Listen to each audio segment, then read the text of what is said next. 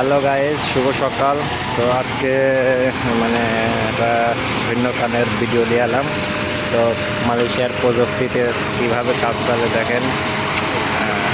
অল্প একটু কাজের জন্য এরা একটা ডিজিটাল পদ্ধতিতে কংক্রিট ডালতেছে, কাস্টিং করতেছে। তো দেখেন মূলত কাজটা হবে এই ডিজাইনের। এখন সবাই উপস্থিত আছে, মূলত মানে কাস্টিংটা ঢালাইটা টানার জন্য একটু লোক প্রয়োজন, তাই লোকের সংকট হয়ে গেছে। 6 জন লোকেও কাম হচ্ছে না। তো দেখা যায় গাড়ি আর কতক্ষণ থাকবে।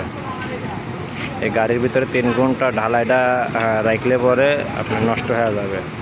মানে দেশের কাস্টিংটা হচ্ছে 3 ঘন্টার ভিতরে শুকা যায়। শুকা গেলে এটাকে আর ব্যবহার করা যায় না।